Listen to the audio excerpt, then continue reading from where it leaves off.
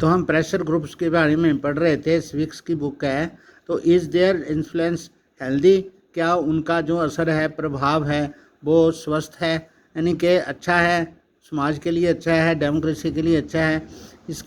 इनका मानना है कि इट में initially appear that it is not healthy for groups that promote interest of one section two have influence in democracy.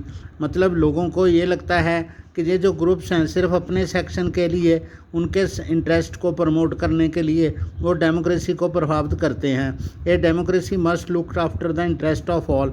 तो जो लोकतंत्र है उन्हें अलग अलग वर्गों का, सभी वर्गों का जो इंटरेस्ट है वो प्रमोट करना पड़ता है, एक सेक्शन का नहीं। Also it may seem that these groups wield power without responsibility. तो ये पावर का गलत इस्तेमाल करते हैं, उनकी अपनी जिम्मेवारी कोई उनके ऊपर ना तो लागू होती है ना वो मानते हैं। Political parties have to face the people in election. तो जब जो राजनीतिक दल होते हैं उनको तो इलेक्शन लड़ना पड़ता है, तब वो पावर में आते हैं और उनको लोगों का इलेक्शन में सामना करना पड़ता है। But these groups are not accountable to people. परंतु ये जो प्रेशर ग्रुप्स होते हैं ये कभी इलेक्शन में हिस्सा नहीं लेते और ये लोगों के प्रति जवाबदेह भी नहीं बनते, यानी जवाबदेह होते भी नहीं हैं। तो जो अगर लोग उनको कुछ जवाबदेह मानते हैं तो अपनी जिम्मेवारी का वो निर्वहन नहीं करते। प्रेशर ग्रुप्स एंड मूवमेंट्स में not gate there funds and support. तो प्रेशर ग्रुप्स जो होते हैं उनको अपने फंड्स और सपोर्ट नहीं मिलता फ्रॉम द पीपल, लोगों से।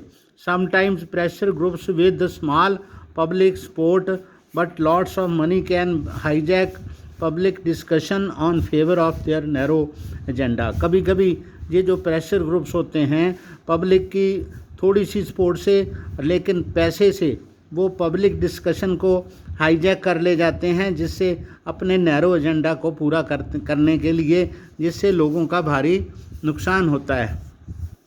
On balance however pressure groups and movements have deepened democracy. परंतु फिर भी ये प्रेशर ग्रुप्स जो हैं इन्होंने लोकतंत्र को मजबूत किया है। Putting pressure on the rulers is not an unhealthy activity in a democracy.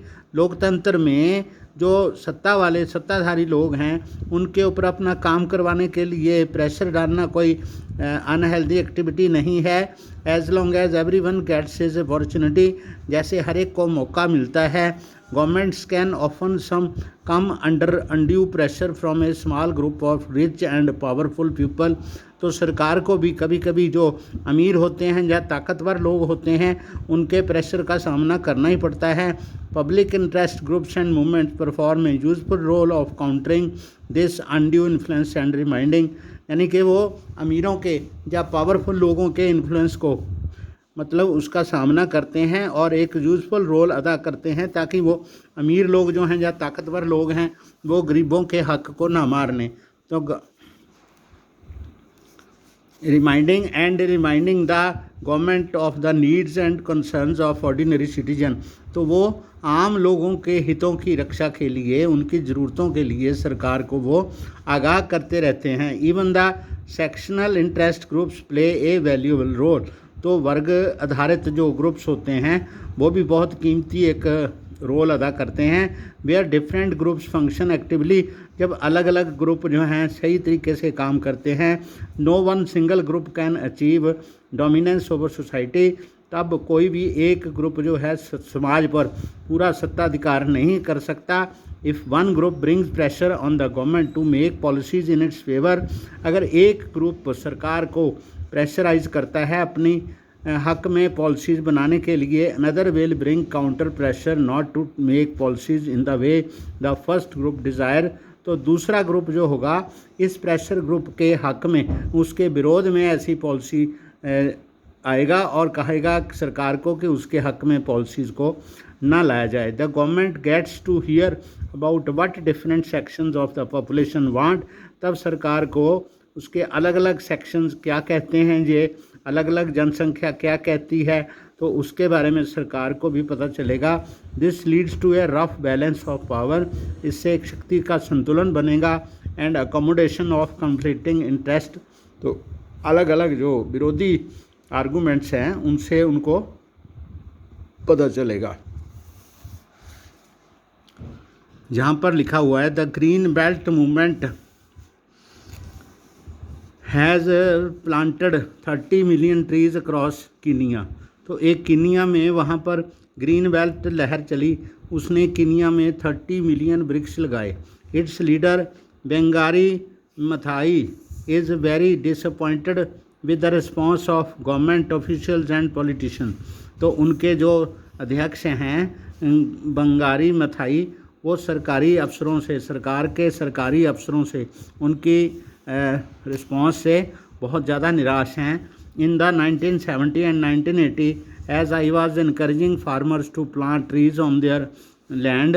तो 1970 से लेकर 1980 तक जब मैं किसानों को अपने खेतों में वृक्ष लगाने के लिए कह रहा था, I also discovered that corrupt government agents were responsible for much of the deforestation by illegally selling of land and trees to well connected developers. तो वहाँ पर ऐसे जो भ्रष्ट सरकार के एजेंट्स थे, अफसर थे, जो कि वृक्ष काट कर गैर कानूनी तरीके से ज़मीन को और वृक्षों को वेल कनेक्टेड लोगों को बेच रहे थे। In the early 1990s the livelihood, the rights and the even the lives of the many Kenyans in the Rift Valley were lost when elements of President Daniel arap माओ's government encouraged ethnic communities to attack one another over land। जब सरकार का जो वहाँ का president था Daniel अरप माओ, उसके जो सहायक थे वो सरकार के, उन्होंने कुछ एथनिक कम्युनिटीज़ के लोगों को इस बात के लिए पुश किया, जो उनको शह दी ताकि वो ज़मीन के लिए एक दूसरे के ऊपर हमला करें। Supporters of the ruling party got the land. तो जो सत्ताधारी लोग थे उनको ज़मीन मिल गई। While those in one democracy movement were displaced. जो लोकतंत्र की ऐसे आंदोलन में थे, शामिल थे, उनको वहाँ से निकाल दिया गया। This was one of the governments ways of retaining power. तो ऐसा वहाँ पर सत्ता हासिल करने का सरकार का वो तरीका था।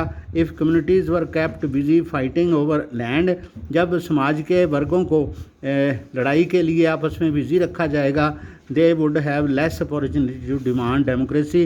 तब वो लोकतंत्र की मांग पर नहीं चल सकते, नहीं कर सकते। In the above passage what relationship do you see between democracy and social movement. तो सामाजिक कार्यकर्ता और सरकार की जो आपस में डेमोक्रेसी लोकतंत्र है उसका आपस में संबंध क्या है, तो ये लोगों को देखना चाहिए। How should this movement respond to the government. सरकार के साथ उनका कैसा संबंध होना चाहिए। ओके।